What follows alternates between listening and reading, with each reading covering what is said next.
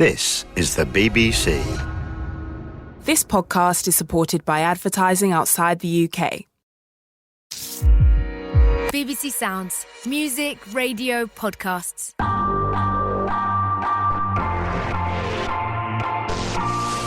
Hi, my name's Eddie Hearn, and this is No Passion, No Point. Always remember what made you start, the love of the game. Now, whether it's sport, whether it's business, whether it's something else, always remember what lit the fire inside you. And for Wayne Rooney, that fire still burns.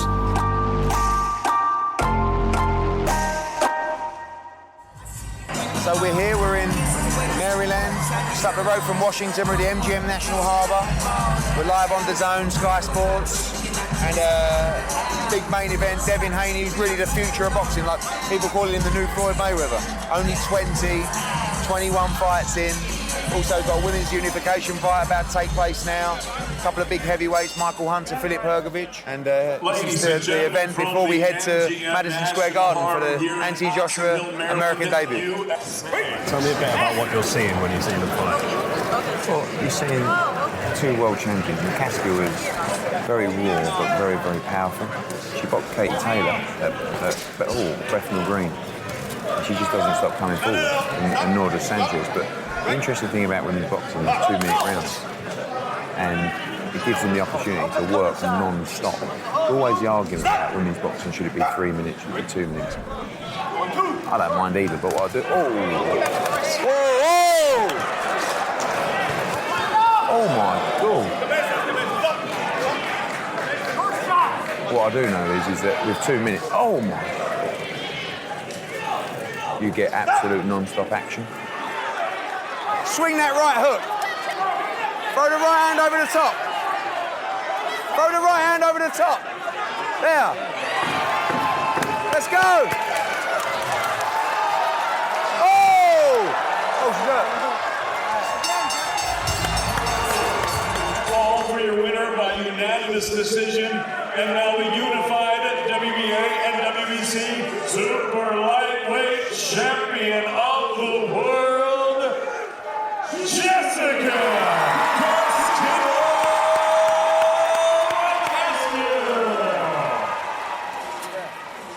Earlier in the week, we went down to Audi Fields, where we were lucky enough to catch up with my old pal, former England captain Wayne Rooney, who talked about his big move to America, his career, even a big knockout with Bardsley, future white-collar matchups, family life, and everything really. Now, we turned up. He just walked across the road outside this Washington football club at the Audi Fields. All right, mate. Well, I care in the world. Really enjoyed the chat, and here it is.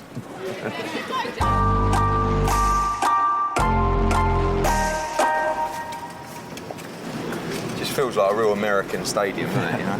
That's what I was laughing at that. The Heineken rooftop. Can you imagine if that was in Britain? They'd be slinging bottles on the pitch. Yeah, you wouldn't be able to have that in England. What's the atmosphere like? Again, at boxing, it's not really... Yeah, it's like a friendly... Yeah.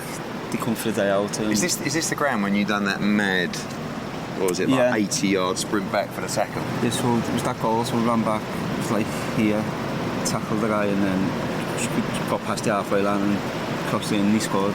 It's almost like now you're over here playing, your popularity in Britain has gone through the roof because you're not a threat anymore. Do you know what I mean? It's not like Rooney might stuff us at the weekend or he might mess up. It's like, oh, Wayne's over there. He's, you know. I think that happens though. I think once players move from England or when they retire, whatever, people start then looking back at things they've done, and I think that's quite normal. It happened with Stephen, Frank. It's weird though because it's like how steep that is. And obviously open air as well. But it gets hot, doesn't it? I mean, it's like... It gets hot, yeah.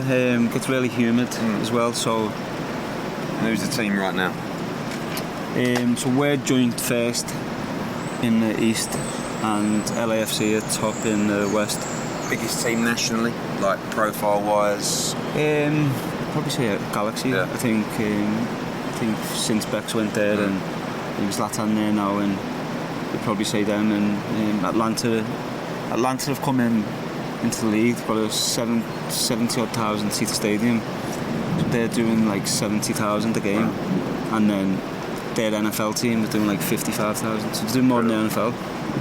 So it's and women's football, girls soccer's massive. It's massive, isn't it? Yeah. Huge. Everywhere you go, you see women playing, girls playing. It's really big. You never got yourself a girl, did you? No. I got two girls. So no. if you ever want to swap up, let me know. I know. Yeah. 4 boys, no more. Done? Yeah. Done definitely. With the 4th, but it's lively, isn't it? As soon as I seen his face, I knew it was a boy. Yeah. Knew straight away, yeah. But yeah, they're lively. Got them. So I've got them. Kai's the oldest? Kai's the oldest, yeah. 10? 9? 10 November. So for Christmas we got them the boxing shorts with the names on and the gloves. And do you find I find one of the hardest things is trying to get the balance, because if you're putting out 1,000,000% in what you do, you have to be selfish. You know what I mean? And it's like family life is so important to us, and I'm sure to your family as well. So it's like, but you can't. That sounds bad, but you almost can't be the perfect dad and be super successful. Do you know what I mean? It's so difficult, because obviously my kids are growing up in a completely different environment to where I grew up. So it's almost like where I grew up, you had to be tough. You had to, be able to deal with things, difficult things in life growing up. Where my kids are in a complete. I was on the street constantly. Yeah. When I was growing up, my kids have never. My eldest boy's never been out on the street, and but it's a little bit like my old man in that respect, where he was so petrified about me. Like, he takes the piss out of me now, calls me a silver spoon kid, right?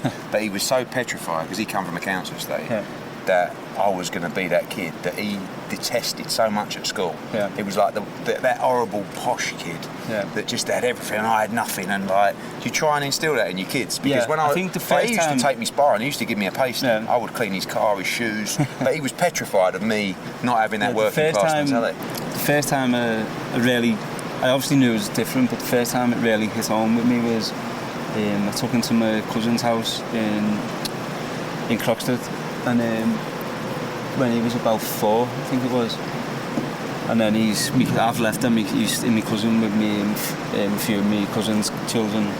He's playing, and he's gone up to my cousin. He's like, "Where's your swimming pool?" My cousin put me up laughing, and I was like, they just think that's the norm, don't it? I mean, Jesus. I know. So then, they know the values, and we try and install the values of it's not easy. It's not easy, because you want to give them the best life as well. But it's so important just to make sure they've got that mindset. No, just in time. That's what you have here, bad. Thunderstorms, horrendous. So, as we know, somehow I found myself doing this BBC podcast. I thought, I've got a couple of famous mates, if you like, or people who have come. I phoned them up. Luckily, everyone said yes. Delighted to find ourselves in Washington with English football legend Wayne Rooney. Wayne, thank you, mate, because you've saved my bacon, even accepting this. I just sent you a message on Instagram. You're like, yeah, sound, mate, no problem at all. So thank you for that, mate. Problem. And we're here promoting a show this Saturday in Washington, and obviously you're playing it now, unbelievably. And mad seeing you meet me outside the stadium without caring the world, like no hat on, just strolling around the streets. What is life like for you now out here? It's nice. It's obviously you don't get the attention, but you get back home in England. Football is the biggest sport in England. Second is boxing, obviously. But but it's great. I think the people here, even when they do recognise you, they're a bit more respectful. They leave you alone. They respect your time a bit more and your privacy. So enjoying it. It's been nice to do a few more things with the children, which I maybe mightn't have done back home, because it's a bit more difficult to stop-start, people coming up with pictures, autographs, whatever, but we're enjoying it. You find a lot of people in their career obviously use the American outlet or the Chinese outlet as like the final stages of their career. Is that how you see it? And like, I have to ask you, can I ask you this as a mate, what are you doing here? I mean, after everything that you've achieved, after all the money that you've made, I was thinking about Lampard the other day, coaching at Derby, right? I mean, he ain't on fortunes, so it's not about the money at all. Is it just the love of the sport, or is it something that the opportunity come up and you thought, do you know what, I fancy a bit of that? Or like, what makes you still play and train the way you do at this stage of your career? I think you said it there, just the love of playing football. It's what I've done my whole life. It's what I know and what I want to continue to do when I finish playing. My aim is to go straight into coaching at whatever level, I don't know, see what opportunities come up. But I think when I was looking at coming here, as you said, I had big offers from China to go there and earn a lot of money. But when I looked at it, it just weren't the right thing for me to do for myself, but also for my family. And then I thought it was the right time to get out of England and go and experience something different, and obviously play the league's a competitive league, experience something different with, hopefully I see a different culture, a different way of preparing for games. And when I do go into management, I've seen this side where it's obviously you don't get all the perks of what you get in Premier League, so just having that knowledge of how to prepare in different situations. And you don't think, so you can't see yourself leaving the sport, ever?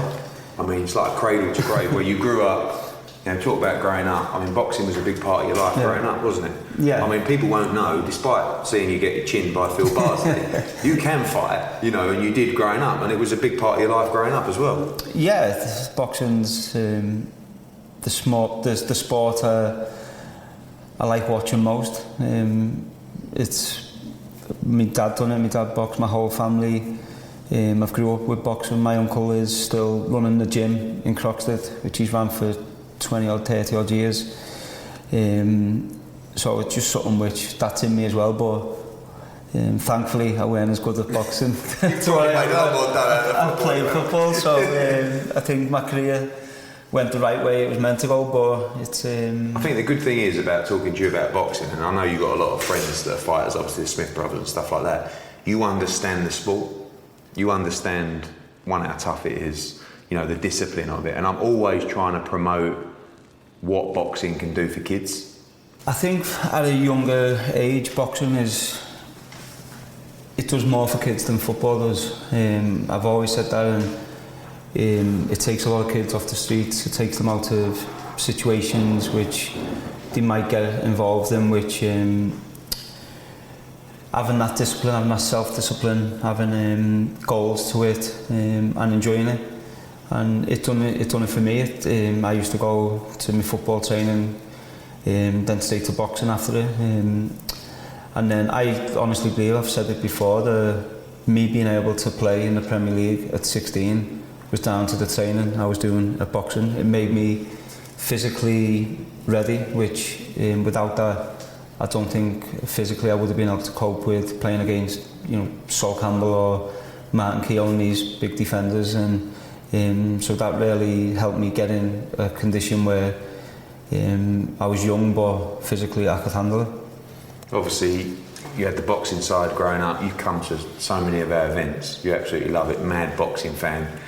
Talked about the difference between boxing in America and the boxing in the UK. Your teammates not even really knowing who Deontay Wilder is, all that, and promoting here for us is completely different in that it's just not a big sport in the US compared to how strong it is in Britain right now. No, and it really surprised me when I come over. So obviously I was watching a lot of the fights, all the fights back home, and I was asking some of the lads in the team, like, to watch this fight, and they're like, not really into it. And I'm like, growing up watching the heavyweights in the 90s, and you're seeing the likes of Tyson come out, and you just assume that everyone in America is obsessed and in love with boxing as what you are. But when I come over, I was really surprised. They didn't even know their own fighters from the States, and they know the English fighters. They know like Anthony Joshua more than they'll know a Wilder or even some of the bigger fighters in terms of Canelo, Golovkin. They don't really know who they are, and it's like so strange. And so I can imagine to promote over here is more challenging. I mean, obviously the same for you when you're playing. Sometimes the atmosphere, it's like the culture. Yeah. So when people go to the fights at the O2 or Manchester Arena, you get doled up, you have a few beers, you sing Sweet Caroline, you watch a good tear up, and you go out after. Yeah. Here it's like they're in the cinema, you know? Like they're sitting there, they might have a foot-long hot dog, you know, big 4 litre Coke. Yeah. You know, it's like a night out, and I just think the British fans are so different. In America, they do get behind their own more once they get to the top. I always feel the British mentality is, when you're on the hustle, on the get-up, and you're like a young kid, 16, 17, and you're smashing in goals, and you're like, where's this kid come from? And then all of a sudden you get to the top, and, you know, in your case, you're making fortunes, and you're playing for England. It's like there's almost resentment. You know, look at Frank Bruno. Yeah. Right, Frank Bruno was the most popular British fighter of all time. He won a world heavyweight title, and it was like, oh, Bruno's won the title. You know, it's like they wanted him to sort of not be quite good enough. You know, I find that British mentality is different to the American mentality. Yeah, 100%. And I remember watching Prince Nazim, and remember a lot of people saying, oh, I'd love him to get knocked out. And I'm like, why would you want him to get knocked out? He's a fighting, he's a British fighter, and he's like, at the time he was one of the best fighters going at the time, and I think that's just the way people in Britain are, and it's in you, and that's the way it is. Where over here, as you said, they celebrate success. You see players not so much in the football, but players in NFL, basketball, they get a new contract and they're throwing a big party, and these people like everyone's. You get a big contract in the UK in sport, and it's almost like that resentment. Oh, can't believe he's earning that much money, you know. And so it's completely different, and but as you said about pressure in England, it takes over your life. Everything is football. If you win a game, great. You're looking forward to the next game. You're preparing for it. If you lose, it's so hard to get over that loss, and if you don't learn quickly how to adapt and almost put it at the back of your mind, then it can affect you. And is that a maturity thing? Because you seem now like you're so settled in your life. I always say that when you talk about sort of mental issues and things like that, and obviously a lot of people struggle at the moment with dealing with situations. I've always got this mentality of just keep it simple. Yeah.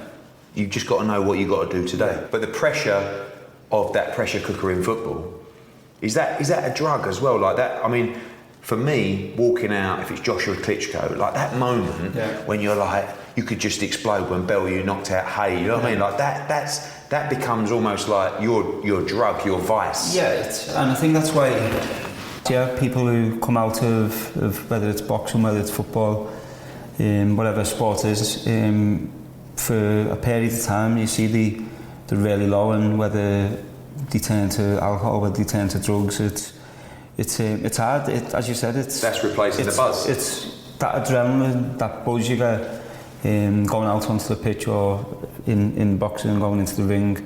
It's addictive, and that's why you see players, as you said before, financially. I don't need to be playing. I could be at home, or I could be on holiday enjoying my life, but does that scare you walking away from that buzz and that addiction of playing? If I knew I was walking away and I weren't going to be involved in football again, then it would. But I'll be involved in football in whether it's coaching, whether it's management. I'll always be involved in it. I love the sport too much to walk away completely. It's almost like the next chapter of my life, of my career. I've had my footballing career, and when I walk away from that, I'll move on to another part of the sport, which it will be different. Of course, you don't get the buzz of going out and playing the game, but you can see with managers, you can see how effective it is to doing that job and trying to prepare a team then to win, and so it's not something which I'm worried about, and I'll know when my legs are telling me they can't do it. I'll stop. How are you physically? I'm good, yeah. I feel you got left, but I feel I've got 2 years after this year left here. In your contract. Yeah, and then depending how I feel at the end of it, will determine whether I carry on playing or not. But would you go back to playing in the UK? No. I think I'll finish my career and then see what offers come up. But what I said before, I think I obviously haven't got a body like Ronaldo or some of these guys. No, like some of these guys. I haven't seen you in your speedos, but you know. No, but I think again, part of that boxing training, doing what I've done when I was younger, has prepared me to play as many games as I have, to play as long as I have. I still do boxing now, and if I get injured, I put the gloves on. You can see me knuckle there. That's from training, from boxing, and it's still something which... Listen, we've got a 6-round slot in Maryland. I'd love to, honestly. I would love. Can you imagine how much money we've made? I'd love to. I mean, you, Sky Box Office, right? You, one of the... Right, I'm going to let you get me a fight with Jonathan Ross. Yeah? Jonathan Ross? Yeah. Well, you're not exactly choosing a tough one, are you? No, exactly. I don't want him. That's fun. I just want to get in the ring with him. You don't like him? I'll make that fight 100%. I'm going to get on that tonight. But I want to talk about your boxing coming up because we've got some funny stuff on that. But just quickly on we're doing a lot of stuff in America now, and making that move with a family, it's quite scary. You know what I mean? Like I've been tempted since we've started this business, and I look at you and I think, you know, kid out of Croxteth, he can do it. He can come over. What's that transition been like? I saw you post like your, you know, the standard big up of the missus to say you've been unbelievable because I couldn't have done this without you. But it's a massive change from a guy who, really, let's be honest, you're Liverpool through and through, aren't you? Do you know what I mean? Yeah, like, no, I couldn't ever have imagined you making this move. You probably couldn't have 5 or 10 years ago. So no, I'm obviously from Council Estate in Liverpool, and moved up to South Manchester when I signed for Man United, and never ever thought I'd be living in America. So I think it's like anything. If you put everything into it, then you'll enjoy it. If you know, of course, we miss our family and friends, and I think that's the toughest part of it. You know, we used to go back to Liverpool every weekend and stay in Liverpool every weekend without fail.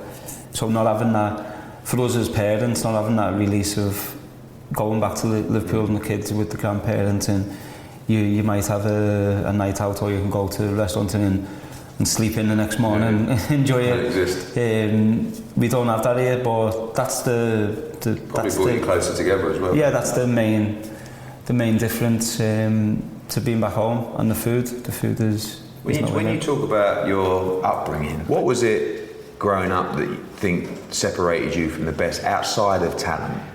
Obviously, as a parent myself, I'm trying to understand how people got to where they got to. What do you think stood out? I know you were super talented, but just the love, was it the love of football that just drove you? Were you a mad trainer? I mean, was it football, you couldn't get a ball off your feet?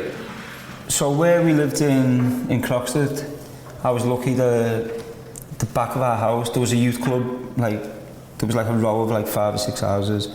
Then there was a youth club next to our house. So the back of the house was like a tarmac pitch. So I'd literally, before school, I'd climb over the fence, I'd be playing in there, get home from school, I'd be back in there on my own until it went dark, until my mum shouted me to get in, and then we moved house, and then I got into Everton's academy, and then I just said to myself, this is what I want to do, this is what I love going the game. I was ball boy for Everton for years, I was mascot, I just loved everything about it, and I said to myself, this is what I want to be doing when I'm older, nothing else. After school, then my mum would take me to training. We'd get 3 buses to get to training, come back home, so I very rarely see my friends. Literally went to school, went to training, come home. I remember getting home, I used to lie in front of the fire, have a blanket and fall asleep. I'd just be so tired, go to boxing then after that. Get home, lie in front of the fire, and I'd be so tired, but I knew that's what I wanted to do. And talent-wise, if anything was going to stop me, it would have been if you're good enough. But in terms of putting the work in and putting the effort in, that would never stop me.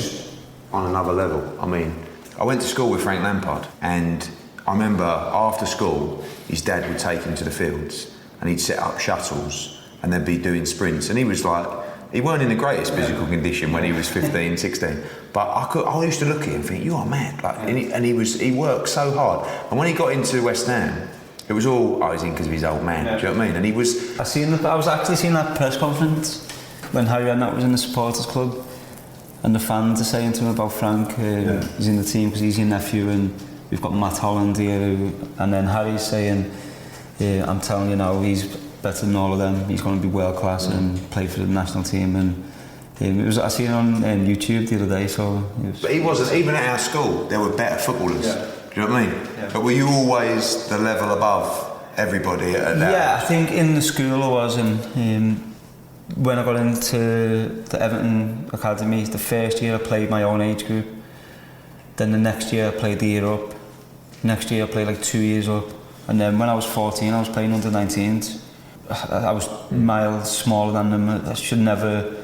You'd never really look at a 14-year-old and say you should be playing with them, but and then once I turned 14, then I was like, physically, as I said before, I couldn't. These 19-year-olds nearly pushed me over, so I had to change actually the way I played. And I studied videotapes constantly, hours and hours of watching teams, watching players, individual players, how they played and how they got into space. Because the last thing I wanted was a big defender right up me and booting me, and so I just worked on everything to try and get in space to stay away from them, really. that love, listen, I mean, it's very difficult to find people more passionate about their football than Scousers. Yeah. That love for Everton, I mean, look, Tony Bellew is one of my good mates. I mean, he's obsessed with Everton. That love for Everton will never leave you, right? I mean, I know you went to Man United and you cared massively for the club, but it's like, I know what it's like for a Scouser. You're blue or you're red, and it's like, through and through. It's like if your family, you love your family unconditionally. You want to coach there one day? Is that at Everton? Yeah, it'd be nice, and but also there's Everton and Man United, who any of them two where I've played, it'd be nice. But it's like you love your family unconditionally, and then you learn to love obviously other people, whatever. But it's like that with Everton. Everton's the team I'll always love. I've grew up supporting, went to all the games. When you got the FA Cup final against Chelsea, when I was playing for Man United, they actually beat us in the semi-final, so I went to watch them. That's in you, and then obviously playing for Manchester United for 13 years, you end up loving Manchester United. So it's the two teams who I'll always want to win. I have to ask you about the Phil Bardsley KO, right? Because people don't know. The Smith brothers have told me, oh yeah, we go around Wayne's, we'll have a bit of food, and then we'll put the gloves on and we'll have a spar in the garage. I'm like, what are you doing? So when you found out that story was breaking with the footage, the KO from Phil Bardsley, and talk to me about the story you told us when we walked in about all of a sudden this story was breaking, and it ended up being hilarious. I think actually it ended up showing people you. Yeah. Do you know what I mean? And the fact that you're just this kid who loves this ball, loves a bit of a tear up every now and again, and that's what happened. That's what I've always done. I think growing up, I remember my dad used to give us the gloves in the house, and I knocked my brother clean out, put him asleep. And then it's like... In the house? In the house, yeah. It's like... just get on with it, get up. You have to just deal with it. And it's something which I've always loved doing. And the night with Bardo, we went out. And then after we'd been out, we went back home and we put the gloves on, which we do quite regularly. And but unfortunately, there's other things which have happened which worse than that. But that one got out, and actually after I went down, so the video stops. I weren't knocked out. The video stops, so we got up and carried on. Carried on fighting, and then I remember when we finished, the two of us sat there. So my nose has gone, he's got blood, Bardo's got blood pouring out of his mouth. We both looked at each other saying, what are we doing? But Bardo was the same, he's been brought up in Manchester the same way I have in Liverpool, and we both love boxing. And then when it was coming out, I remember going in to see Van Gaal, he was manager at the time, and so listen to this stories coming out about me and Phil Bardsley fighting in my house, and he was pissing himself. He was just like... At least you were doing it in the house, yeah, not on the street. He found it hilarious, and I think what was perfect when I scored, my celebration. Yeah. Because I didn't even plan it. Yeah. It was, I scored and then it just come to me. Like, you can't take yourself too seriously. So it's I think I'm glad you told me that you weren't knocked out, because I was starting to get worried about Ross. You know? He's quite a wiry guy. Yeah, he might have a decent left hook. Do you know what I mean? So you got a good chin. Your chin's okay? You sure? My chin's okay. No problem. Good. Mate, it's been an absolute pleasure. Thank you for sitting there with us, and it's been inspirational to learn about your story. Thank you. No problem. You're welcome.